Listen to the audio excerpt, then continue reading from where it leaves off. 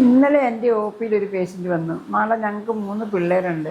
പക്ഷേ ഞങ്ങൾ സെക്സ് നടത്തുമ്പോൾ ഞങ്ങൾക്കൊരു കോൺഫിഡൻസ് ഇല്ല, സാറ്റിസ്ഫാക്ഷൻ ഇല്ല. ഇവളുടെ വജൈന ലൂസായി പോയോ, എന്താണ് ഇതിന് കാരണം, ഇതിന് എന്താണ് ചെയ്യേണ്ടത്? ശരിയാണ്, ആഫ്റ്റർ ഡെലിവറി കഴിയുമ്പോൾ നമ്മുടെ വജൈനൽ പെൽവിക് ഫ്ലോർ മസിൽസ് ലൂസാകും. അതുപോലെ അവിടുത്തെ ടോൺ പോകും, എലാസ്റ്റിസിറ്റി പോകും.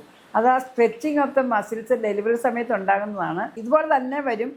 ഡെലിവറി കഴിഞ്ഞ് മാത്രമല്ല, മെനോപോസ് കഴിയുമ്പോൾ ഹോർമോൺ ലെവൽ കുറയുമ്പോൾ വരാം. അവിടെ എന്തെങ്കിലും ഒരു ഓപ്പറേഷൻസ് ഒക്കെ എന്തെങ്കിലും ചെയ്താൽ അങ്ങനെ ഒരു ലൂസ്നെസ് വരും. അപ്പം നമ്മുടെ കോൺഫിഡൻസ് ലെവലാണ് പോകുന്നത്. അപ്പം നമ്മളിത് എങ്ങനെയാണ് ട്രീറ്റ് ചെയ്യുന്നത്? അവിടെ ലൂബ്രിക്കേഷൻ കുറഞ്ഞു പോകും. ഇത് നമ്മൾ ചെയ്യുന്ന സാധാരണ പറയുന്നത് പെൽവിക് ഫ്ലോർ എക്സസൈസ് എന്ന് പറയും. അതുപോലെ കീജൽ എക്സസൈസ് എന്ന് പറയും. നമ്മൾ മൂത്രം ഒഴിക്കുന്നതിൻ്റെ ഇടയ്ക്ക് വെച്ച് പിടിക്കുക, അപ്പോൾ ആ മസിൽസിനെ കൺട്രാക്ട് ചെയ്യുക, ലൂസാക്കുക. പിന്നെ ഇപ്പം മോഡേൺ ആയിട്ട് നമുക്ക് ലേസർ ട്രീറ്റ്മെൻ്റ് ഉണ്ട്.